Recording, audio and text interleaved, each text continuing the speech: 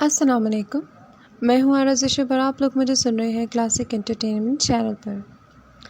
آج میں آپ کے لیے لے کر آئی ہوں مجھے چاند چاہیے کہ ایپیسوڈ 11 سے لے کر 15 تک۔ ایپیسوڈ کو شروع کرنے سے پہلے تشنہ دیدار کے کچھ ریڈرز کے ساتھ گلے شکوے کرنے کا وقت آ گیا۔ آپ لوگ کامنٹس کرنے میں بہت کنجوسی دکھاتے ہیں، تبصرہ نہیں کرتے، مجھے چاند چاہیے کو بالکل نہیں پڑھ رہے آپ لوگ۔ ایسا کریں گے تو کون آئے گا؟ تو پلیز کائنڈلی مجھے چاند چاہیے کو پڑھیے اور اپنے فیڈ بیک دیتے رہیے۔ شکریہ۔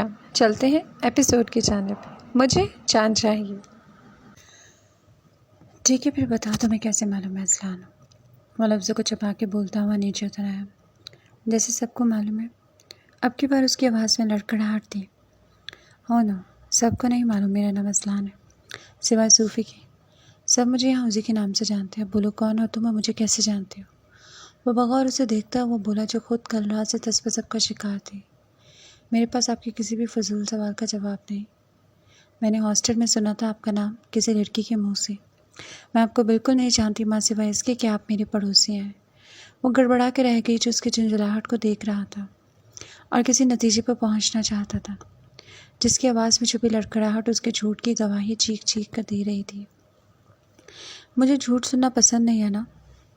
اس نے تسخیر کر دینے والی نظروں سے ناجاز کو دیکھا تھا، جس کے چہرے پہ چھائی معنی خیز خاموشی اس کے شک کو یقین میں بدل رہی تھی۔ میں آپ کو نہیں جانتی، پلیز۔ وہ آنسو کا گولا اپنے اندر دھکیلتے ہوئے بولی۔ میں اپنا سوال پھر دوبارہ دہراؤں گا، کون ہو تم؟ اب کی بار وہ لہجے میں سختی سے موڑتے ہوئے اس کی جانب بڑھنے لگا۔ میں آپ کو نہیں بتاؤں گی میں کون ہوں، دروازہ کھولیں، مجھے باہر جانا ہے۔ وہ بڑے تیوروں سے اسے گھورتی ہوئی دروازہ کھولنے کی کوشش کرنے لگی، جس کا جواب سن کر وہ سرعت سے اس کے بازو اپنے شکنجے میں لے کر اسے دیوار کے ساتھ لگا گیا۔ کیوں نہیں بتاؤ گے؟ آخر تم میری بے چینی کو دور کیوں نہیں کرتی؟ بتاؤ کون ہو تم؟ کیوں مجھے ہر وقت الجھائے رکھتی ہو؟ بتاؤ۔ ان دونوں کے درمیان اس وقت انگشت جتنا فاصلہ رہ گیا تھا، جو اسے اپنی گرم سانسوں کی تپش سے جھلسا رہا تھا۔ میں آپ کی کسی بے چینی کی وجہ نہیں ہوں اصلان، مجھے میرے حال پر چھوڑ دیں، مجھے جانے دیں پلیز۔ وہ اصلان حیدر کا سجارحانہ انداز دیکھ کر خوفزدہ ہو گئی تھی، جو اس کی گرفت سے خود کو آزاد کرانے کی کوشش میں ہلکان ہو رہی تھی۔ You hurting me Aslan, please. Ana نے ہچکیوں کے درمیان اٹک کے بولا، جن بھیگی پلکوں میں اٹکے شفاف موتی دیکھ کر اپنی نظریں چرا گیا۔ وہ ان نیلی جھیل سی آنکھوں سے ہار گیا تھا، جن میں ہلکورے لیتے محبت کے آنسو دیکھ کر وہ قید ہو گیا۔ آپ پلیز دروازہ کھول دیں، مجھے گھٹن ہو رہی ہے یہاں۔ انا کی آواز بری طرح سے لڑکھڑا رہی تھی، اس کی جیسے سانس رکنے لگی تھی۔ آخر وہ کب تک اپنے آنسو پہ بند باندھتی؟ بلاخر اس کے نین کٹوروں کو بہنے کا راستہ مل گیا، جنہیں دیکھ کر اصلان حیدر کا مانو دل کسی نے ہتھیلی میں جکڑ لیا۔ وہ بغور اس کے نقوش میں الجھا وہ اسے دیکھ رہا تھا، جو جانے انجانے میں اپنی جان جوکھوں میں ڈال چکا تھا۔ وہ جو کہتا تھا صوفی سے پیار محبت سب بکواس ہوتا ہے، آج ساری باتیں، سارے عہد و پیمان مٹی کے ڈھیر ہوئے تھے، جس میں اناجاز نے پورے تمطراق سے شگاف ڈال دیا تھا۔ وہ اس کی گھنیری لرزتی پلکوں کو دیکھنے لگا، جو کبھی اپنے بالوں کی لٹک کو کانوں کے پیچھے رستی تو کبھی اپنے سوکھے ہوئے لبوں کو کترنے لگ جاتی۔ بلاخر اصلان حیدر کو اس پہ ترس آ ہی گیا۔ اس نے اپنے فولادی ہاتھ کی گرفت اس کے نازک ہاتھ پہ ڈھیلی کی تھی۔ جاؤ، اس نے گہرا سانس بھرتے ہوئے کہا، جسے روتی بلکتی انہوں نے چونک کر اپنی پلکیں دھیرے سے اوپر اٹھائی تھی۔ نظروں کا تصادم بے حد جاندار تھا، جو بے یقینی سے اصلان حیدر کو دیکھ رہی تھی، جیسے اسے سننے میں کچھ مخالطہ ہوا تھا۔ جاؤ ورنہ میرا ارادہ بدل جائے گا۔ وہ ہاتھ بڑھا کے دروازہ کھولتا ہوا خود ہی گھر سے باہر نکل گیا، جو اسے ہانکوں کی طرح اپنی اسپورٹس کار کی ڈرائیونگ سیٹ سنبھالتا دیکھ رہی تھی۔ وہ بنا اس کی جانب دیکھے گاڑی کو تیزی سے بڑھا لے گیا۔ وہ اسے بے یقینی سے دیکھ رہی تھی۔ وہ نہیں جانتی تھی اصلان حیدر آج کیوں بے بس ہوا تھا، وہ کس سے آ رہا تھا۔ اس نے سر جھٹک کر ان سوچوں سے پیچھا چھڑا لیا، تیزی سے دہلیز کو عبور کر گئی۔ وہ کمرے سے ملحا کر بالکنی میں رکھے صوفے پہ بیٹھا سگریٹ کو سلگائے خود بھی سلگ رہا تھا۔ اس کی مقناطیسی بند آنکھوں میں اس کا رویا رویا سا گلابی چہرے کا عکس واضح ہوا۔ اس کی زندگی پہلے جیسی ہرگز نہ رہی تھی، اب کوئی اور بھی تھا جو اس کے ساتھ مشروط ہو گیا تھا، چاہے کسی بھی انداز میں صحیح وہ اسے سوچتا تھا۔ جب جب وہ آنکھیں مونتا تھا، جب جب وہ اسے پردے کی اوٹ سے نہارتا تھا، مانا زندگی کے سارے رنگ اس ایک منظر میں ضم ہو جاتے تھے، جو کبھی کسی کے لیے دھڑکا نہیں، کبھی کسی کے لیے جھکا نہیں۔ آج اس کی نیلی کانسی آنکھوں میں ہلکورے لیتے شفاف آنسو کو دیکھ کے تڑپ اٹھا تھا۔ میں آپ کو چھوڑ کے نہیں جاؤں گی۔ اذلان حیدر کے کانوں میں اس کی آواز گونجی تھی۔ اس نے جھٹ سے اپنی آنکھیں کھولیں۔ اذلان، تم کون ہو؟ میں انا ہوں۔ انا کی آواز اس کے سماعت میں ایک بار پھر گونجی، جس نے جھلا کر ٹیبل پر رکھا گلاس اٹھا کر زمین پہ پٹک دیا۔ کیوں نہیں جاتی تم میری زندگی سے؟ آخر کیوں نہیں مجھے چین سے رہنے دیتی؟ تم سے قبل میری زندگی میں کتنا سکون تھا، مگر جب سے تم آئی ہو یہ دل صرف ان آنکھوں کو پڑھنا چاہتا ہے، ان رازوں کو جاننا چاہتا ہے جن کو تم مجھ سے پوشیدہ رکھنا چاہتی ہو۔ آج مجھے یہ کہنے میں کوئی آر نہیں، neighbour, I am falling for your eyes deadly. وہ سگریٹ کو ایشٹرے میں مسلتا ہوا اٹھ بیٹھا۔ جو سوال اسے رات بھر سے تنگ کر رہا تھا اس کا جواب انا کی طویل خاموشی نے اسے دے دیا تھا۔ بس سرا ڈھونڈنے کی ضرورت تھی جو اس یقینی امر پر مہر لگانے کی کہ انا کون تھی۔ آنکھ کھلنے پر وہ دکھتے سر کو پکڑے ہوئے کروٹ پر تل گئی۔ وہ خالی نگاہوں سے کئی لمحوں تک لیمپ کی روشنی میں اپنی امی ابو کو تصویر کو دیکھتی رہی۔ تبھی بھگ سے اس کا چہرہ آنکھوں کے پردے پر دکھا تھا، جس کے سائے سے بھی وہ خود کو دور رکھنا چاہتی تھی۔ رفتہ رفتہ وہ اس کی لگائی ممنوعیت بھری خاردار باڑ کو ہٹا کر ہموار راستے بناتا جا رہا تھا۔ کل رات والے واقعات فلم کی طرح اس کی آنکھوں کے پردوں کے سامنے لہرانے لگے، جنہیں سوچ کر اس کے پورے جسم میں ایک لرزہ سا طاری ہو گیا۔ اب جو بھی کرنا ہوگا مجھے جلد سے جلد کرنا ہوگا۔ ابو کے علم میں ہر بات لانا ضروری ہے، ورنہ کے آگے وہ کچھ سوچنا نہیں چاہتی تھی۔ اسے جلد سے جلد اس ہاسٹل کو اب چھوڑنا تھا، چاہے اس کے لیے مجھے اوور ٹائم کیوں نہ کرنا پڑے۔ وہ دل میں مضبوط ارادہ کرتے ہوئے واش روم کی جانب بڑھ گئی۔ ہے ڈیئر۔ السلام علیکم اسلان بھائی۔ ترانہ خوش دلی سے گاڑی کی سمت جھک کر بولی۔ ترانہ، مجھے تم سے کچھ ضروری بات کرنی تھی۔ کیا تمہیں میں یونیورسٹی تک ڈراپ کر سکتا ہوں؟ اذلان حیدر نے سوالی انداز میں اس کی جانب دیکھا۔ نیکی اور پوچھ وہ فرنٹ ڈور کھولتی ہوئے اندر بیٹھ گئی۔ جی اذلان بھیا بتائیں، کیا ضروری بات کرنی تھی؟ ترانہ اپنی شوق سی آواز میں بولی۔ ترانہ، میں ٹو دی پوائنٹ بات کروں گا اور امید کروں گا تم مجھے سچ بتاؤ گی۔ اذلان نے سنجیدہ سے لہجے میں اسے کہا، جو حیرانگی سے اس کا باروب چہرہ دیکھنے لگی۔ انا کون ہے؟ وہ دھیمے انداز میں بولا۔ یہ کیسا سوال ہے اذلان بھائی؟ انا میری دوست ہے، اس سے تھوک نکل کر کہا۔ تمہیں حقیقت معلوم ہے ترانہ، مجھے میرے سوال کا جواب چاہیے۔ وہ کیسے جانتی ہے میں اذلان ہوں؟ وہ بھاری آواز میں دھیمے سے بولا، جو اس کے سوالوں پر کچھ نروس سے تھی۔ اذلان بھائی، میں ترانہ کی آواز جیسے تالو سے جا چپکی تھی۔ وہ خود کو بالکل بے بس محسوس کر رہی تھی۔ ترانہ، تم مجھ پر بھروسہ رکھو، میں تمہارا مان کبھی نہیں توڑوں گا۔ تم میری سلجھن کو دور کر دو بس۔ اذلان بھائی، وہ انا اعجاز ہے، آپ کے تایا کی بیٹی۔ وہ سنجیدہ سے لہجے میں اٹک اٹک کر اسے بتانے لگی۔ اذلان حیدر چتون تیکھے کیے اس کی باتوں کو سمجھنے کی کوشش کر رہا تھا، جو اس کی انکشافات پر جھٹکا کھا کے رہ گیا، جو رک رک کر اسے ساری حقیقت بتاتی چلی گئی۔ وہ لمبی سانس کھینچ کر کچھ دیر کے توقف کے بعد بولا، میں ابھی بھی سمجھ نہیں پا رہا یہ مسٹری ترانہ، اس کو مجھ سے خود کو چھپا کے رکھنے کی کیا ضرورت تھی؟ وہ میری کزن ہے، مجھے خوشی ہوتی کہ وہ مجھے بتاتی کہ وہ میرے تایا کی بیٹی ہے۔ وہ دھرش لہجے میں بولتا گہری سانس بھر کے رہ گیا۔ اس کے پیچھے ایک بہت بڑی وجہ اذلان بھائی، میں نہیں چاہتی آپ دونوں کے درمیان کوئی غلط فہمی پیدا ہو، اس لیے میں نے آپ کو تھوڑی حقیقت بتا دی ہے، مگر ابھی بھی ایک ادھورا سچ آپ کو ڈھونڈنا ہے، جس سے آپ کی اور انا کی زندگی کی ڈور جڑی ہے۔ امید کروں کہ آپ میری دوست کی زندگی میں خوشیاں لانے کا سبب بنیں گے۔ ترانہ تذبذب کا شکار تھی۔ اس نے اسے آدھا ادھورا سچ بتا کر گاڑی سے باہر نکل آئی، جو اس کی یونیورسٹی کے باہر کھڑی تھی۔ متواتر بجتی فون کی بیل نے اسے اپنی جانب متوجہ کیا، جسے وہ متحیر ہوا دیکھ رہا تھا۔ یہ کس کے فون کی بیل ہے؟ وہ چھنبے سے گاڑی کو سائڈ پہ لگاتا ہوا موبائل کی سم دیکھنے لگا، جو لیڈیز پرس میں بج رہا تھا۔ یہ تو انا کا پرس ہے، وہ ابرو کو سکیڑ کے بولا، جب ایک فون کرنے والا شاید مستقل مزاج تھا، جو ایک لمحے کے لیے بھی فون بند نہیں کر رہا تھا۔ اذلان حیدر نے گہری سانس لیتے ہوئے اس کا سیل اٹھا لیا تاکہ اسے میوٹ کر سکے، مگر وال پیپر پہ لگی تصویر نے اس کے دل و دماغ کو ہلا کے رکھ دیا۔ جو ترانہ کی باتوں پر مہر لگا رہا تھا وہ سچی تھی۔ کافی دیر تک فون کو ہاتھ میں پکڑے گمسم سا بیٹھا رہا، جس پر ابو کالنگ پورے آبتاب سے دمک رہا تھا۔ تو یہ وجہ تھی اپنے بارے میں نہ بتانے کی اعجاز، کہ تم مجھ سے خود کو چھپا کے رکھنا چاہتی تھی، پر شناسائی کی جو چمک تمہاری آنکھوں میں میرے لیے ہمہ وقت رہتی تھی، وہ سب مجھے آج سمجھ آ رہی ہے۔ مگر ایک ایسا کوئنسیڈنس ہے کہ میری فرسٹ کزن کو پورے سڈنی میں میرے ہی گھر کے سامنے ہاسٹل کا کمرہ ملا، پر وہ خود کو مجھ سے چھپاتی کیوں ہے؟ وہ اس الجھن کو سلجھا نہیں پا رہا تھا۔ چلو ٹھیک ہے ڈیئر کزن، اگر آپ ہم سے اپنی شناخت چھپا کے رکھنا چاہتی ہیں تو اسلان حیدر بھی اب انتہا کر دے گا۔ دیکھتے ہیں کب تک آپ ہم سے ناجائز بن کر نہیں ملے گی۔ وہ سیٹی بجاتے ہوئے گاڑی کو گھر کی جانب واپس موڑ گیا۔ وہ کمرے میں صوفے پہ بیٹھی کسی غیر مرئی نقطے کو تک رہی تھی۔ سانس دھنکی کی مانند چل رہی تھی، پورا جسم پسینے میں شرابور تھا۔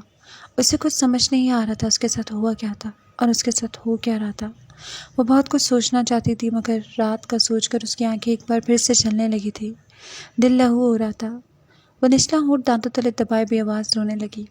آج اسلان حیدر نے دوسری بار اسے اس شیطان سے بچایا تھا۔ وہ گہری سانس لیتے ہوئے سوچنے سمجھنے کی کوشش کر رہی تھی، مگر سوچے جیسے ایک ہی نام پر آ کے ختم ہو جاتی تھی، اور وہ نام تھا اسلان حیدر کا، جسے وہ پہلے دن سے ہی لاشعوری طور پہ گیلری میں بیٹھ کے دیکھا کرتی تھی، جس کا نامحسوس طریقے سے وہ گھر لوٹ آنے کا انتظار کرتی تھی۔ اس کا دل کہہ رہا تھا ابھی اور اسی وقت جا کے اسے بتا دوں کہ میں کون ہوں، مگر اس کا دماغ اس بات کو رد کر رہا تھا۔ اس کے دل و دماغ میں دو الگ الگ خواہشات کا مطالبہ چل رہا تھا، جانے کہ دل انکار کرنے کے خیال سے بیٹھا جا رہا تھا۔ آخر اس نے بھی تو مجھے پہچاننے سے انکار کر دیا تھا، پھر میں ہی پہل کیوں کروں؟ اس کے ذہن و دل سے پھر صدا آئی تھی کہ ابھی وہ یہی ہے، بہت قریب، نظروں کے پاس، مگر ابھی کچھ وقت باقی ہے۔ کون ہو تم؟ میرا نام کیسے جانتی ہو؟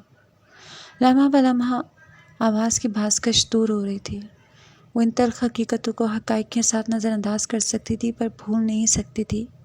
ابھی بھی مسافتیں بہت لمبی تھی جن کا سفر اس سے پاٹنا تھا۔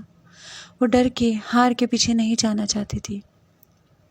اسے لڑنا تھا، خود کے لیے، ان لوگوں کے لیے جن کے لیے وہ کوئی راہ، کوئی سبیل ڈھونڈنے نکلی تھی۔ وہ گھٹنوں میں سر دیے آنسو بہا رہی تھی۔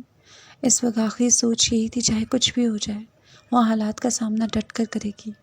وہ ڈرے گی نہیں، وہ لڑے گی۔ وہ ہارے گی نہیں، وہ جیتے گی، صرف اپنوں کے لیے۔ اس نے گہرا سانس لے کر خود کو مطمئن کرنے کی کوشش کی تھی۔ اس کی آنکھوں کے کنارے بھیگ چکے تھے، جس کو اس نے آہستگی سے انگلیوں کے پوروں سے صاف کیا اور خود کو ہلکا پھلکا محسوس کرنے کی کوشش کرنے لگی۔ جب بھی دروازے پہ دستک ہوئی، میم آپ کا کچھ سامان آیا ہے۔ انا نے اچلت میں دروازہ کھولا، جہاں روزہ ان کے فلور کی کیئر ٹیکر ہاتھ میں شاپنگ بیگ تھامے کھڑی تھی۔ کس نے دیا ہے؟ اس نے سوالی انداز میں اسے دیکھا۔ میم مجھے نہیں معلوم، آپ دیکھ لیں۔ وہ مسکراہٹ اچھالتی ہوئی واپس چلی گئی۔ انا نے شاپنگ بیگ کھولا جس میں اس کا پرس برآمد ہوا، ساتھ میں ایک مڑا ہوا کاغذ کا ٹکڑا۔ وہ متحیر ہوئی اسے کھول کر پڑھنے لگی۔ If you need me, call me. I don't care if I'm sleeping, if I'm having my own problems. If you need to talk to me, I'll always be there for you. No matter how big or small your problem is, I'll be there. نیچے اس کا phone number درج تھا، جسے دیکھ کر اس نے ایک گہری سانس لی تھی۔ تیزی سے گزرتا گیا سمینہ کے پے در پہ 4 بچوں کے پیدائش نے انہیں ضرورت سے زیادہ مصروف کر دیا۔ جیسے جیسے بچوں میں شعور آتا گیا، وہ اعجاز علی سے دور ہوتے جا رہے تھے، جن کے کچے ذہنوں میں روحی نے یہ بات بٹھا دی تھی کہ اعجاز علی ان کا بھائی نہیں۔ پہلے پہل وہ کسی بھی بچے کے نزدیک بیٹھتا تو روحی یا پھپھو ڈانٹ کر اٹھا دیتی۔ وہ آنکھوں میں آنسو لیے اپنے کمرے میں چلے جاتے۔ حارث اور سمینہ نے انہیں اپنے پیار سے سمجھایا، مگر ان پر کسی کی باتوں کا کوئی اثر نہ ہوا، سوائے حیدر علی کے، جو اعجاز علی کو مخاطب بھی کرتا تو وہ چڑ جاتے۔ یوں ہی وقت گزرتا گیا، اعجاز علی کے دل میں رشتوں ناتوں سے نفرت پیدا ہوتی گئی۔ گھر میں صرف حارث اور سمینہ کی ایسی ذات تھی جن سے وہ کبھی بدسن نہ ہوا۔ جیسے جیسے اعجاز علی بڑے ہوتے گئے، اتنے ہی حساس اور گمسم ہوتے گئے۔ سمینہ اعجاز کے حالات دیکھ کر آنسو پی کر رہ جاتی۔ اگر یہ لوگ سمجھ بوجھ والے ہوتے تو اعجاز علی کو آنکھوں کا تارا بنا کر رکھتے، جس کے نصیب سے ان کے گھر میں بچوں کی کلکاریاں گونجتی تھیں۔ خیر، وقت تیزی سے گزر رہا تھا۔ حارث علی شیخ نے بچوں کے درمیان چھائی سرد دیواروں کو توڑنے کی بہت بار کوشش کی تھی، مگر سب تدبیریں بے سود ثابت ہو رہی تھی۔ وہ سارا دن یہی سوچ کر گھلتے رہتے کہ اعجاز علی کا مستقبل کیا ہوگا۔ دن معمول سے ہٹ کر خاموش اور گہرے سکوت کے اثر میں گزرتے چلے گئے۔ انا اپنے پہلے سیمسٹر کے امتحانوں میں مصروف تھی۔ اس دوران اسلان حیدر کی جانب سے کوئی پیش رفت نہ ہوئی تھی۔ وہ بالکنی میں رکھے کاؤچ پہ بیٹھا تندہی سے اپنے لیپ ٹاپ پر کام کرنے میں مصروف تھا۔ تبھی اس کا فون رنگ کرنے لگا۔ Hello, Azlan Haider speaking. وہ بلوٹوتھ ڈیوائس آن کرتے ہوئے بولا، دوست نہ رہا، یار نہ رہا، اذلان اب مجھے تیرا کوئی اعتبار نہ رہا۔ ایئر پیس پر گونجتی فرزام کی آواز اذلان حیدر کو مسکرانے پر مجبور کر گئی۔ کیا ستیہ ناز کیا تو نے گانے کی شاعری کا؟ جس نے لکھا ہوگا وہ رو رہا ہوگا ضرور۔ اذلان حیدر نے فرزام کو گانے میں ٹوکا جو گانے کا ستیہ ناز کر چکا تھا۔ ہاں تو جن کے تیرے جیسے دوست ہوں گے تو وہ بھی ایسے شاعری کر رہے ہیں۔ ویسے آپ کون سے سیارے پر رہائش پذیر ہوتے ہیں، ذرا بتانا پسند کریں گے؟ فرزام نے ڈپلیکیٹ چابی سے لاک کھولتے ہوئے پوچھا۔ میں نے کہاں جانا ہے، اپنا تو مستقل ٹھکانہ وہی ہے۔ وہ کان میں بلوٹوتھ ڈیوائس لگائے تیزی سے لیپ ٹاپ پر کچھ لکھنے میں مصروف تھا۔ اچھا، تو پھر اپنے جگری کو نو لفٹ کیوں کراتا ہے؟ اوپر سے فون پر بات کرتے ہوئے بھی لیپ ٹاپ استعمال کرا۔ اس نے تیکھے چتون کیے۔ ہے، اذلان نے فوراً گردن گھمائی جہاں فرزام شیخ کھڑا اسے گھور رہا تھا۔ یو راسکل، کب آئے تو سڈنی؟ اذلان حیدر اس سے گرم جوشی سے وکلگیر ہوا۔ ابھی تھوڑی دیر پہلے میں پہنچا ہوں۔ وہ اس کے ساتھ چلتا ہوا بالکنی میں رکھے کاؤچ پر بیٹھ گیا۔ کیا خاطر مدارت کروں آپ کے سر؟ کچھ نہیں، تم سناؤ کیا مصروفیات پال رکھی ہے آج کل جو صوفی تک کو بھول گئے ہو؟ فرزام نے اذلان کے ہاتھ سے جلتی سگریٹ کا کش لگا کر پوچھا۔ اوہ، آئی گاٹ اٹ، تجھے یہاں صوفی نے میری ریکی کرنے کے لیے بھیجا ہے؟ وہ آئیبرو چکاتے ہوئے اس سے استفار کرنے لگا۔ بالکل جناب، آپ صحیح پہنچے۔ اگر میں آج بھی نہیں آتا تو وہ مجھے قبر سے بھی نکال کر لے آتی کہ میں نے سوال کیا تھا۔ فرزام، اس کا جواب تو دو۔ اذلان حیدر کو سنجیدہ دیکھ کر بات کو ہنسی میں اڑا گیا۔ پاگل ہے یار، یہ پتہ نہیں میرے معاملے میں اتنی پرسنل کیوں ہو جاتی ہے۔ اذلان حیدر سگریٹ کے مرغولے ہوا میں تحلیل کرتے ہوئے بولا، چل صوفی کو میں دیکھ لوں گا، پر معاملہ کیا ہے؟ کون ہے وہ جسے دیکھ کر بقول صوفی کے تو سٹل ہو جاتا ہے؟ فرزام مزاحیہ انداز میں ٹیبل پر دونوں ٹانگیں جماتے ہوئے بولا، ہے کوئی تم سے مطلب؟ اذلان حیدر چہرے پہ چٹانوں سے سختی لیے بولا، ڈونٹ ٹیل می، تو مجھے میری بھابھی کا نہیں بتا رہا۔ فرزام شیخ نے اذلان حیدر کے دمکا جھڑتے ہوئے کہا جو کہکا لگا کے ہنس پڑا، یہاں رہتی ہو؟ اذلان نے انگشت شہادت سامنے والی بالکنی میں کی۔ کہاں؟ فرزام متحیر ہوا بولا، یعنی میری سامنے والی بالکنی میں ہاسٹل کی؟ اذلان حیدر نے اکتا کر کہا جو اس کی بات سن کر اچھل کے کھڑا ہو گیا، یعنی ہاسٹل گرل اسٹوڈنٹ ہے؟ فرزام کے سوال پر اذلان حیدر نے اس بات میں سر ہلایا جو اسے اپنی تمام صورتحال سے آگاہ کرنے لگا، یعنی تیرے سامنے والی کھڑکی میں ایک چاند سا ٹکڑا رہتا ہے؟ فرزام نے مزاحیہ انداز میں گاتے ہوئے بالکنی سے جھانکنے کی کوشش کی جسے اذلان حیدر نے گدی سے پکڑ کر پیچھے کر لیا۔ آگے میں پورا کرتا ہوں، افسوس ہے کہ وہ ہم سے کچھ اکھڑا رہتا ہے۔ اذلان کی بھاری آواز میں گانا سن کر فرزام شیخ نے اپنے کانوں میں انگلیاں ٹھوس لی۔ تیری ساری کہانی سننے کے بعد میں صرف اظہار افسوس کر سکتا ہوں، کیونکہ جو تو نے صورتحال بھابھی کی سنائی ہے اس حساب سے تو تیری کشتی پار ہوتی نظر نہیں آ رہی۔ خیر، اللہ مالک ہے۔ وہ اذلان کے ساتھ کچن میں داخل ہو گیا جو اس کے لیے کافی بنانے میں مصروف ہو گیا۔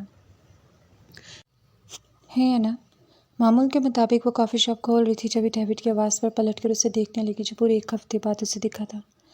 وہ بیزار سے انداز میں کافی شاپ کھولنے میں مصروف ہو گئی۔ ہاؤ آر یو اینا؟ وہ کاؤنٹر پر ترتیب سے چیزیں رکھنے لگی جب ڈیوڈ ڈارسی نے اپنے مخصوص لب و لہجے میں مسکرا کے پوچھا جو اسے مکمل نظر انداز کری تھی۔ I said how are you Anna? اسے دوبارہ اپنا جملہ دہرایا جس نے اس پر ایک چٹتی سی نگاہ ڈالی، پھر مجبوراً گویا ہوئی، فائن۔ تھینک گاڈ، مجھے تو لگا آج تم گونگی ہو گئی ہو جو میری کسی بات کا جواب نہیں دے رہی سوائے ٹف لکس کے۔ وہ نابی لبوں پہ مسکراہٹ لیے مزاحیہ انداز میں بولا، ایسی بات نہیں، میں مردوں سے زیادہ بات کرنا پسند نہیں کرتی۔ وہ ایک گہرا سانس لے کر بولی، مجھے معلوم ہے کچھ ایشینز لڑکیاں مردوں سے بات کرنا پسند نہیں کرتی، پر کیا یہ اینا اجاز مجھ سے کبھی کبھار بات کر لیا کرے گی؟ اس نے لگاوٹ سے پوچھا جو اپنے ابو کے نام کو اس قدر عجیب و غریب انداز میں سن کر اس سے گھوری ڈالنا نہیں بھولی تھی۔ پہلی بات، میرا نام اینا نہیں انا ہے، اور میرے ابو کا نام اعجاز ہے، اجاز نہیں۔ وہ لفظوں کو کھینچتے ہوئے بولی جو اس کے تفصیلی جواب پر مسکرانے لگا۔ جب ہی چند گاہک شاپ کے اندر داخل ہوئے جن کی جانب ویٹر متوجہ ہو گیا۔ اوکے سوری، میں ٹرائی کروں گا اگلی بار آپ دونوں کا نام صحیح سے لینے میں، بٹ آپ نے میری بات کا جواب نہیں دیا۔ اس نے بڑی آس سے پوچھا، سوری مسٹر ڈارسی، مگر میں ان باتوں کو پسند نہیں کرتی۔ امید کروں گی آپ اس طرح کی پیشکش مجھے دوبارہ نہیں کریں گے۔ وہ قطعی انداز میں بولی جسے سن کر وہ قدرے مایوس ہوا۔ اگر آپ دونوں کی بات چیت ختم ہو گئی ہو تو کیا کوئی میرا آرڈر لے گا؟ ڈیوڈ کے پیچھے کھڑے اذلان حیدر نے ان دونوں کے درمیان ہونے والی آخری بات سنی تھی۔ وہ بغور انا کی جانب دیکھتے ہوئے قدرے ناگواری سے گویا ہوا، oh hello Izzy, how are you my friend? David Aslan Haider سے بغلگیر ہوتے ہوئے بولا۔ I am fine. تم الٹے کھڑے تھے اس لیے میں نے پہچانا نہیں۔ تم کیا لینے آئے ہو؟ انا کے صاف انکار پر ڈیوڈ کا چہرہ بجھ سا گیا تھا، پر اصلان کو دیکھ کر مصنوعی سی مسکراہٹ لیے اس سے ہلکی پھلکی باتیں کرنے لگا۔ کافی پینے آیا تھا، ساتھ میں پین کیک۔ وہ دونوں چلتے ہوئے ٹیبل چیئر کے نزدیک چلے گئے۔ اسے یار کیا تم میری ایک مدد کر سکتے ہو؟ اب وہ دونوں ٹیبل چیئر پہ آمنے سامنے بیٹھے دو کی باتیں کر رہے تھے، جبھی ڈیوڈ نے سنجیدگی سے کہا، کیسی مدد؟ وہ بغور اس کی جانب دیکھتے ہوئے بولا جو اس سے کچھ الجھا سا لگا۔ یار تم میری بات کو اچھے سے سمجھو کہ میں پچھلے 1 ہفتے سے کشمکش میں ہوں۔ آج سے پہلے ایسا میرے ساتھ کبھی نہیں ہوا، یو نو۔ تم تو مجھے جانتے ہو ہائی اسکول کے وقت سے۔ وہ کچھ توقف کے بعد بولا، مجھے ایک لڑکی سے پہلی نظر میں محبت ہو گئی ہے، پر مسئلہ یہ ہے محبت تو وہ لڑکوں سے دوستی کرنا بھی پسند نہیں کرتی۔ وہ سب دل کا حال بتانے لگا جو بظاہر اس کی باتیں سن رہا تھا، پر اس کی نظریں انا کے مکمل سراپے پہ تھی۔ اچھا، ایسی بدنصیب لڑکی کون ہے جو ڈیوڈ ڈارسی کو انکار کری ہے؟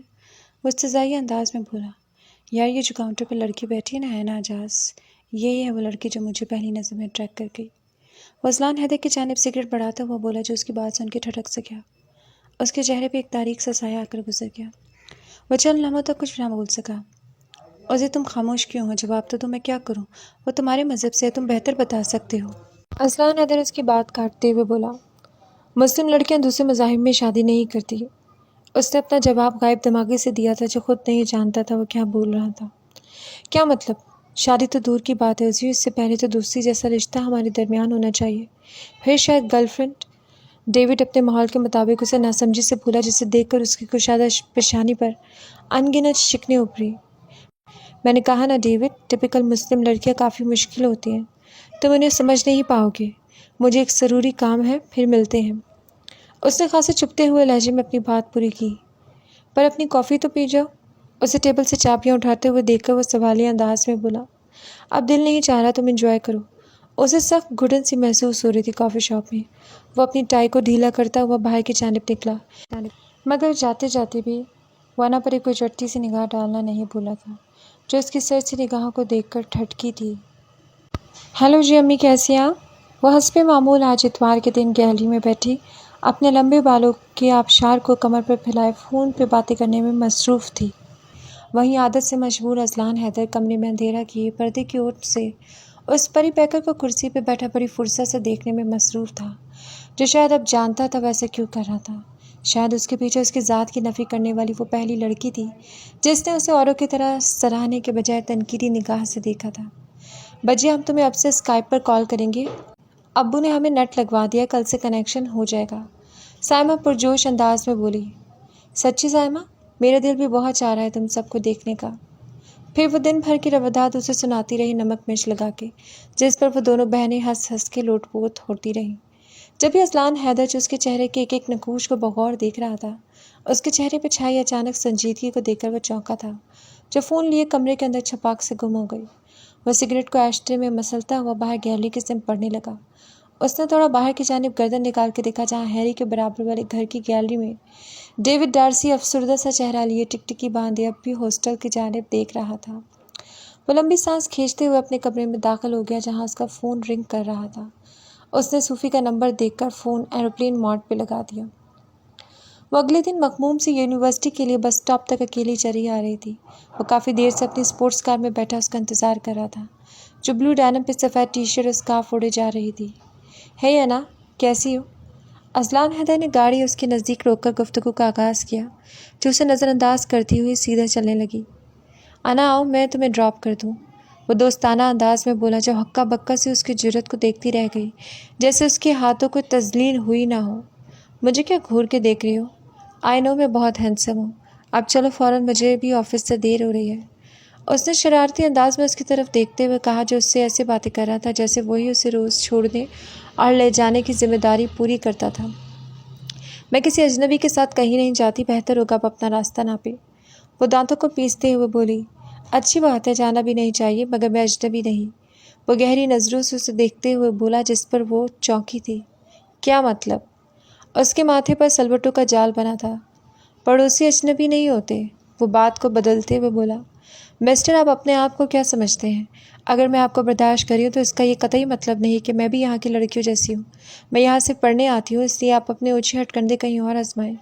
وہ بیگ سے چڑمڑا ہوا کاغذ نکال کے اس کی جانب اچھالتے ہوئے بولی، میں مروب ہونے والوں میں سے نہیں ہوں۔ وہ کھلے انداز میں اپنے دل کی بھڑاس نکال رہی تھی جو ششتے رہ گیا تھا۔ اس قدر شدید رد عمل کی توقع نہ تھی اسے۔ کوئی بات نہیں، میں آخری دم تک کوشش کروں گا آپ کو متاثر کرنے کی۔ وہ اس کی حالت سے محفوظ ہوتے ہوئے بولا جو اس کی بات پر سلگ اٹھی تھی۔ وہ مضطرب نگاہوں سے اسے دیکھتے ہوئے خود کو زمین و آسمان کے درمیان معلق محسوس کرنے لگی۔ خوش فہمی کا کوئی علاج نہیں، تنکتا ہوا جواب برجستہ بولی جو سبک خرامی سے چلتے ہوئے سڑک پار کرنے لگی تھی۔ اگر کر دیا تو؟ وہ گاڑی سے باہر نکل آیا جو کالے پینٹ کوٹ میں سفید ڈریس شرٹ پر لال ٹائی لگائے مردانہ وجاہت کا شاہکار لگ رہا تھا۔ آپ مجھے چیلنج کر رہے ہیں؟ وہ تمسخرانہ ہنسی۔ ایسے ہی سمجھ لو۔ گلاسز کے پیچھے چھپے ان ذہین آنکھوں میں چمک سی دوڑ رہی تھی جیسے وہ اس کی حالت سے جی بھر کے لطف اندوز ہو رہا تھا۔ تو پھر ہارنے کے لیے تیار ہو جائے مسٹر روزی، وہ لہجے میں چٹانوں سے سختی لیے بولی۔ اذلان حیدر نے زندگی کے کسی میدان میں ہارنا نہیں سیکھا ڈیئر انا۔ اس کی دھیمی سرگوشی نے اسے چونکا دیا تھا جس کی باتیں اس کے سر سے گزر گئی۔ تو اب سیکھ جائیں گے۔ انا کا لہجہ آج مضبوط تھا، نڈر آواز میں بولتی، بے خوف انداز میں تن فن کرتی ہوئی سڑک پار کر گئی جو سارے عرصے میں اس سچویشن کو انجوائے کر رہا تھا۔ اسے انا کا ایسے تکرار کرنا، بحث کرنا بہت اچھا لگ رہا تھا۔ وہ کیفیٹیریا میں بیٹھی ارد گرد میں بیٹھے طلباء کو دیکھنے لگے جو اب دنیا میں گم، انتہائی جوش و جذبے سے ایک دوسرے کی باتوں میں مگن تھے۔ کیا مصیبت ہے روتی ہوئی بدرو، کیوں ہر وقت منہ بنا کے گھومتی رہتی ہو؟ ترانہ انا کے نرم و ملائم رخسار کو کھینچتے ہوئے بولی۔ ترانہ کی بچی مجھے سخت چڑ ہے اس طرح سے گال کو کھینچنے سے، اب مجھے اس سے ہاتھ مت لگانا۔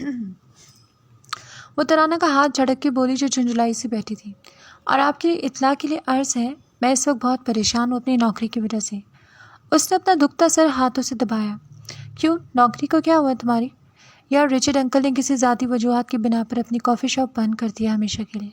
اب مجھے سمجھ نہیں آ رہا میں اتنی جلدی کیسے دوسری نوکری ڈھونڈوں گی۔ وہ مجھے چہرے کے ساتھ بولی، تو تم جولیا کو بولو، اس کے علاوہ ہماری کون مدد کر سکتا ہے؟ وہ برگر پر کیچپ لگاتے ہوئے بولی۔ رچرڈ انکل نے کہا تو ہے کہ وہ اپنے جاننے والوں سے بات کریں گے، لیٹس سی۔ وہ بھی ترانہ کی طرح اپنے ٹھنڈے برگر کے ساتھ انصاف کرتے ہوئے بولی، چل اللہ سب ٹھیک کرے گا۔ ویسے اینی وہ مویا ہیری کی طرح ہے؟ ترانہ نے سوالیہ نظروں سے اسے دیکھا۔ مجھے کیا معلوم، اس دن کے بعد سے کہیں روپوش ہو گیا رزیل انسان۔ وہ ماتھے پر سلوٹے لائے آئس ٹی کا گھونٹ پڑنے لگے۔ چلو اچھا ہے کہیں غرق ہوا یہ جنگلی انسان۔ ویسے اذلان بھائی کی سنا کچھ بات پڑی آگے؟ ترانہ کی آنکھوں میں چھپی شرارت دیکھ کر اس نے گہری سانس لی۔ ہاں نا، اتنی اچھی جا رہی ہے کہ پوچھو ہی مت، انا نے کلس کر کہا۔ بہت خوب لڑکی، اس کا مطلب میری کلاسز جوائن کرنے سے کافی افاقہ ہوا ہے تمہیں۔ ترانہ تم قتل ہو جاؤ گی کسی دن میرے ہاتھ سے، میں بتا رہی ہوں۔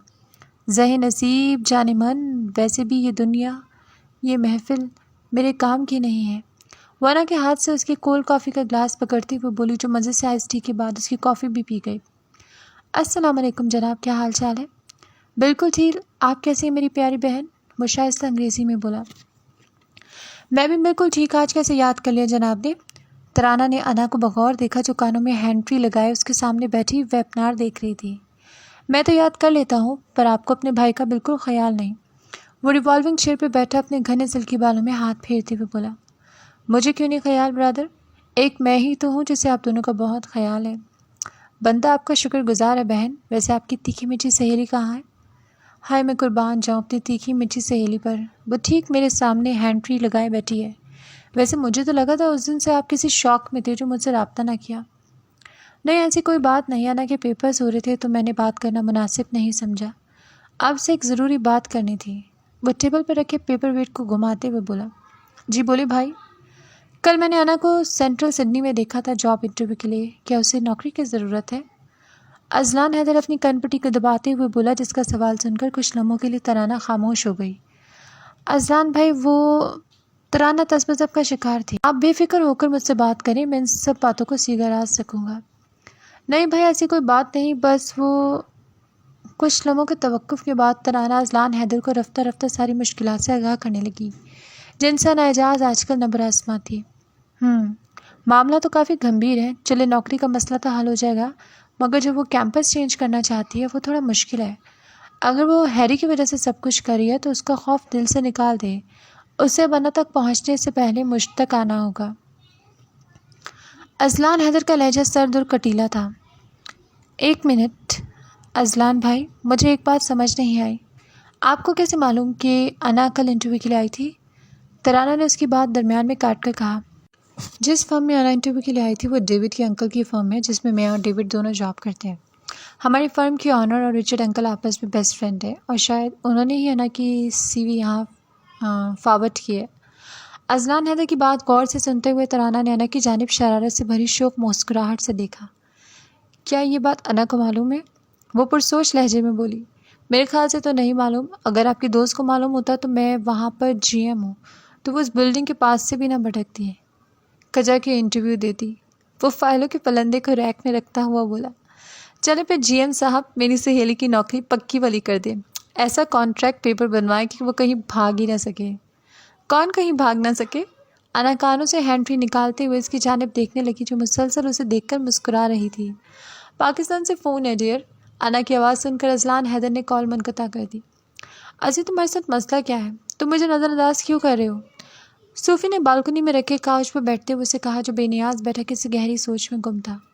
میں تمہیں نظر انداز نہیں کرتا ڈیئر، آج کل بس مصروفیت تھوڑی زیادہ ہے۔ صوفی نے الجھے ہوئے لہجے کے مالک کو بڑے غور سے دیکھا تھا جس کا کوئی ثانی نہ تھا۔ مجھے اچھے سے معلوم ہے تمہاری کیا مصروفیت ہے آج کل۔ اچھا کیا مصروفیت ہے ذرا مجھے بھی تو معلوم ہو۔ اذلان حیدر نے الٹا سوال کیا تھا۔ وہی جو تمہاری راتیں رنگین کرتی ہے، صوفی نے بھڑک کر اسے کہا۔ اچھا مجھے معلوم نہیں اور تمہیں الہام ہو گیا کہ کوئی حسینہ میری راتیں رنگین کرتی ہے، انٹرسٹنگ۔ ویسے ہے کون سی وہ مخلوق جس پر آپ کو شک ہے؟ وہ بے نیازی سے سگریٹ جلاتے ہوئے سیدھا ہو کر بیٹھ گیا جو اس کے ٹھنڈے مزاج کو دیکھ کر گویا انگاروں پر لوٹنے لگی۔ اس کی ہر طرف جلن ہی جلن تھی۔ ہماری نیبر وہ بلڈی جولی کی فرینڈ انا، وہ گلا پھاڑتی ہوئی اٹھ کھڑی ہوئی جس کی بات سن کر اذلان حیدر کے اندر آگ سی بھڑک اٹھی۔ اس کا پور سلگ اٹھا۔ کیا بکواس کری ہو صوفی؟ اس کا لہجہ سخت اور کٹھور تھا۔ جو حقیقت ہے وہی بیان کر رہی ہوں، وہ تمسکرانہ لہجے میں بولی جو اس کی بات سن کر ہتے سے اکھڑ گیا۔ اچھا کیا ثبوت ہے تمہارے پاس جو تم کسی شریف لڑکے پر الزام لگا رہی ہو؟ وہ ماتھے پر انگنت شکنوں کے جال لیے مشتعل انداز میں بولا جسے دیکھ کر صوفی کو کچھ غلط ہونے کا ادراک ہوا تھا۔ جواب دو۔ غصے سے اس کی آواز بھاری ہو گئی تھی۔ کلب سے واپسی پر میں تمہارے گھر آئی تھی جب میں نے خود اسے تمہارے گھر سے رات کے پہر نکلتے دیکھا تھا۔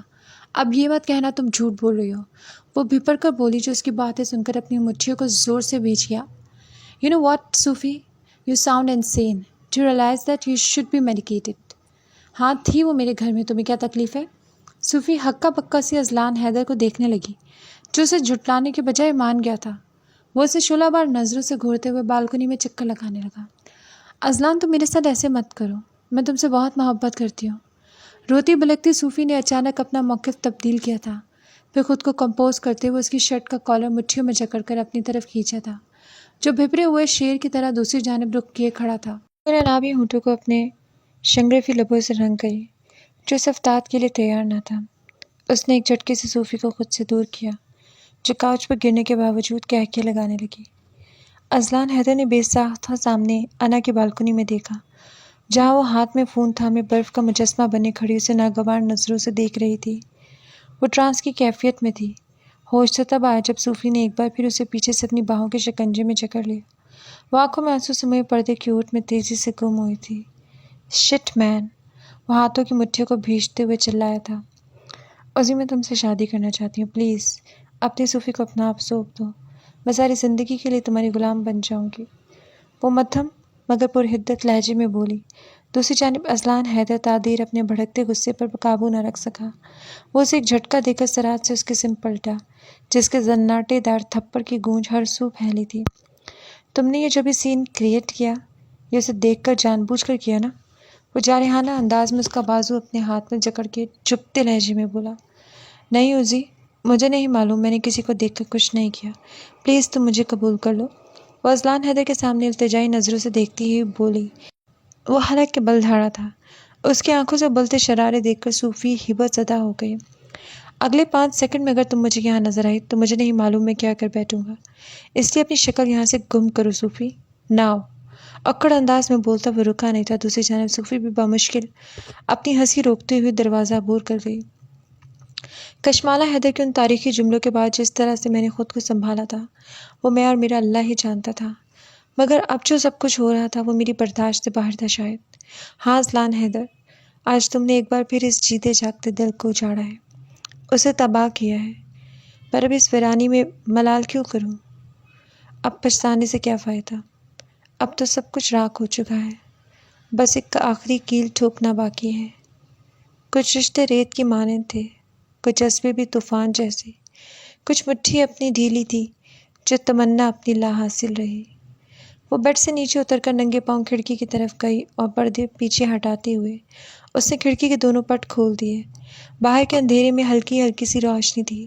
وہ آنکھوں میں نیند کا خمار لیے دیکھنے لگی، جہاں اذلان حیدر پورے تمطراق سے رات والے حلیے میں مضطرب سے کھڑا اسے دیکھ رہا تھا۔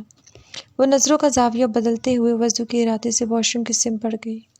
جائے نماز پر کھڑی ہوتی اس کی آنکھیں بھیگنے لگی، سجدے میں جاتی آنسوؤں کی جھڑی لگ گئی۔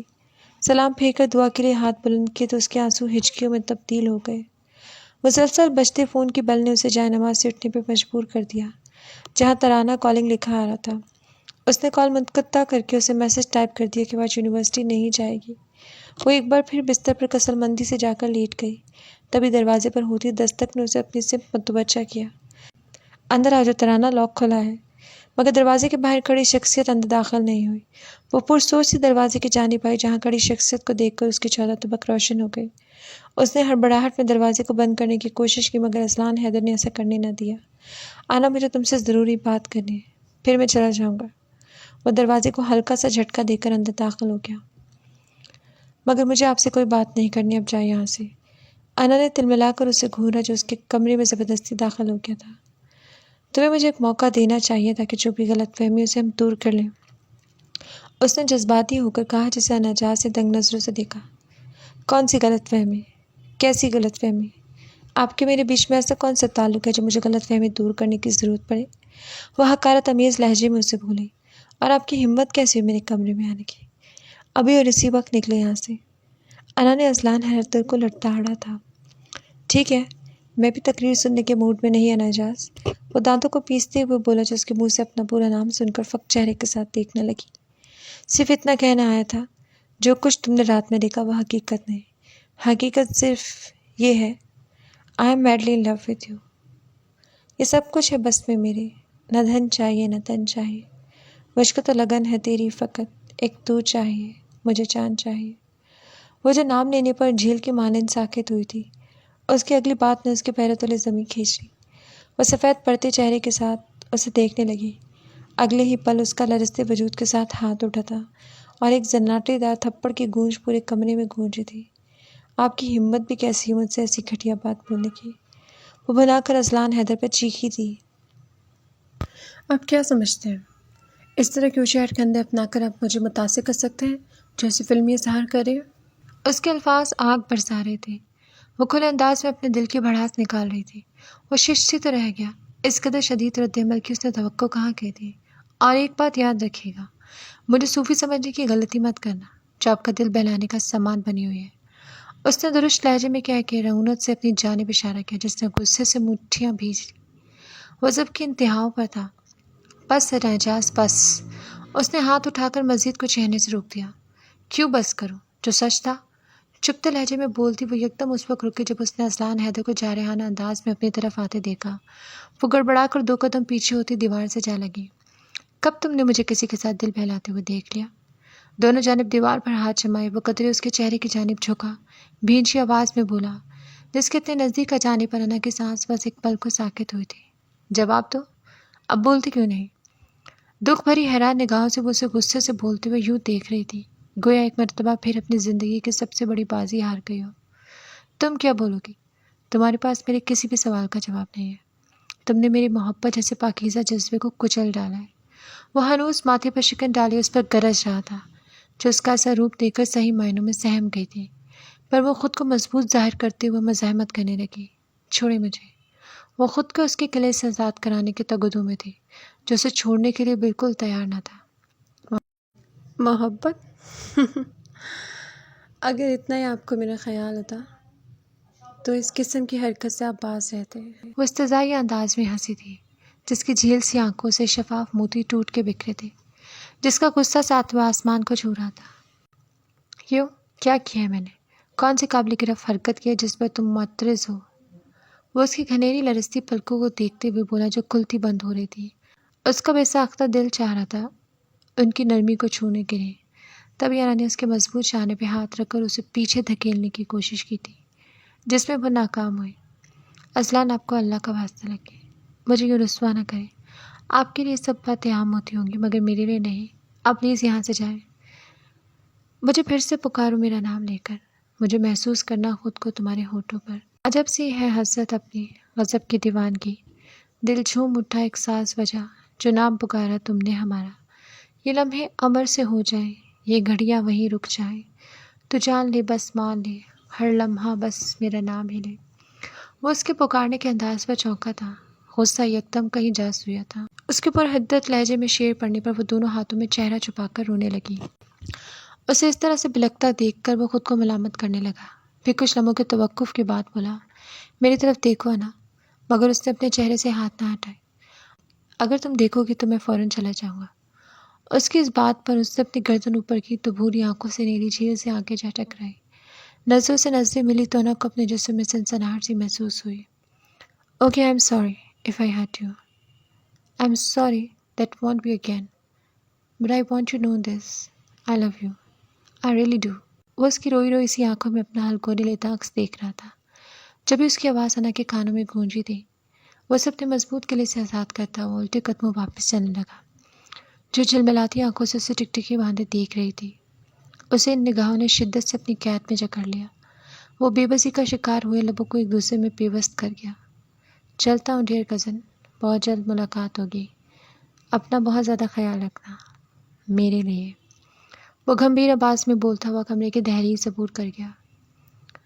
ماضی کتنے سال یوں ہی بیت گئے، وہ سارے بھائی تعلیم مکمل کر کے اپنی اپنی پروفیشنل لائف شروع کر چکے تھے، سوائے اعجاز علی کے، جو 10ویں جماعت کے بعد سے خود کو اس قابل نہ سمجھ سکے کہ وہ پڑھ سکے گی۔ انہیں بری صحبت سے بچانے کے لیے حارث علی نے انہیں اپنے ساتھ کاروبار میں لگا لیا تاکہ وہ ذمہ داری کو سمجھ سکے۔ خود اعجاز علی کو اپنے پیروں پہ کھڑا ہونا اچھا لگتا تھا، اس لیے وہ خود بھی کوئی نہ کوئی ابا کی اجازت سے ہنر سیکھتے رہتے۔ میرے بچے اپنے باپ سے کیوں بدگمان ہوتے ہو؟ آخر تم شادی کے لیے ہاں کیوں نہیں کرتے؟ تم سے عمر میں کتنا چھوٹا ہے حیدر، مگر دیکھو ماشاءاللہ سے 3 سال کا ایک بیٹا اس کا۔ ابا جی بس ویسے ہی میں شادی نہیں کرنا چاہتا۔ اعجاز علی ان کے پاس ہی مسحری پہ بیٹھ گئے۔ اس بار تم جو بھی کچھ کر لو، میں تمہارے لیے اپنے دوست کی بیٹی پسند کی ہے، امید کروں گا تمہیں بھی وہ پسند آئے گی۔ بس جلدی سے اپنی شادی کی تیاریاں شروع کرو جس سے تمہاری زندگی بھی سہل ہو۔ پھر کچھ یوں اعجاز علی کی زندگی میں غزالہ بیاہ کر آئی۔ شادی کے پہلے سال گزرنے کے بعد اللہ نے انہیں انا جیسی خوبصورت بچی کا تحفہ دیا، جو سمیلہ علی اور حارث علی کی آنکھوں کا تارا تھا۔ اعجاز علی کے اندر کے سناٹے چھٹنے لگے تھے، وہ خوش رہتے تھے۔ انہی دنوں اچانک حارث علی کو دل کا دورہ پڑا، جنہیں بروقت ہسپتال لے جانے کی وجہ سے ان کی طبیعت سنبھل گئی۔ جو وقت گزرتا گیا حارث علی کو پریشانیاں ستانے لگیں کہ جس طرح میری خود غرض اولاد نے اعجاز کی ذات کے ساتھ لاپرواہی برتی تھی، کہیں یہی سب کچھ میری انا کے ساتھ نہ ہو۔ ان سوچوں کے اختتام پر انہوں نے ایک فیصلہ کیا، جسے خفیہ طریقے سے سر انجام دینے کے لیے انہیں اپنے دونوں بیٹوں کو کہیں باہر لے جانا تھا۔ مجھے یہ سمجھ نہیں آتا میرے بارے میں کیسے معلوم ہوا؟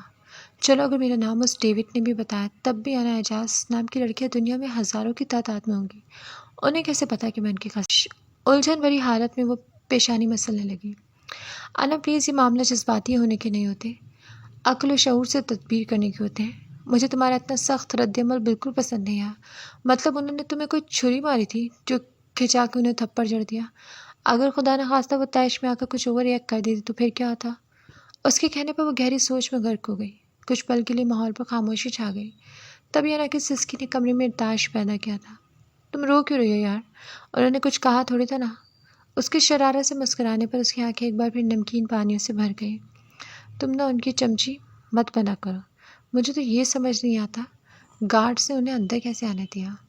اس نے سنجیدگی سے ترانہ قسم سوالیہ نظروں سے دیکھا۔ بیٹا یہ تمہارا اردو بازار کا وومن ہاسٹل نہیں ہے جہاں کوئی بھی مرد نہیں آ سکتا۔ یہاں ہر دوسرے کمرے میں لڑکیوں کے ساتھ لڑکے بھی رہتے ہیں۔ ہاں کیتھولک ہاسٹل کی بات الگ ہے، وہاں بہت زیادہ سختی ہوتی ہے، جہاں لڑکیوں کے ہاسٹل میں کوئی پرندہ بھی پر نہیں مار سکتا۔ وہ اپنے موبائل کا لاک چیک کرتے ہوئے بولی، ویسے انا، ازلان بھائی نے اظہار محبت کیسے کیا تھا؟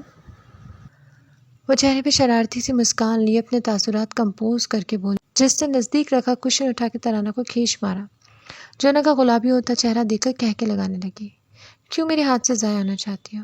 چلو نکلو یہاں سے۔ بالکل بھی نہیں، جب تک تو مجھے ایک ایک بات کھل ڈل کے نہیں بتاؤ گی میں یہاں سے کہیں نہیں جاؤں گی۔ اچھا میری ماں میری طرف سے تم رات بھر یہیں رہو، میں کچھ بھی نہیں بھولوں گی۔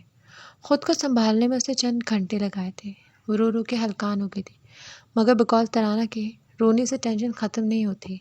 اس نے خود کو مضبوط بنانے کی پوری کوشش کی تھی، مگر ترانہ کے سمجھانے پر اس نے لوئک فرم میں کام کرنا شروع کر دیا، جو اس کی بنیادی ضرورتوں میں سے ایک تھا۔ وہ خاصی سنجیدہ خاموش رہنے لگی تھی۔ سوئے ہوئے ریڈرز جاگ جائیے، آپ لوگ انتہائی کنجوسی دکھاتے ہیں کامنٹ کرنے میں اس ناول کے اندر، بلکہ ابتدا سے ہی جب سے میں نے اسے شروع کیا ہے میرے گلے میں بہت شدید خرابی ہو رہی ہے، جس کی وجہ سے بہت زیادہ نوائز ریڈکشن آ رہی ہے، اس کے لیے معذرت خواہ ہوں۔ باقی آپ لوگ کامنٹس کرنے میں بالکل بھی کنجوسی مت دکھایا کیجیے، اس سے ہم لوگوں کو موٹیویشن ملتا ہے کہ آپ لوگ ہمارے ساتھ اس سفر میں ہیں، تو مجھے شدت سے انتظار ہوتا ہے آپ کے فیڈ بیک کا، اس لیے کامنٹ کرنا بالکل مت بھولا کیجیے، اور کہانی پہ تبصرہ بھی کیا کیجیے تاکہ اس سے ہم لوگ ایک دوسرے سے جڑے رہیں۔ دعاؤں میں یاد رکھیے گا۔ اللہ حافظ۔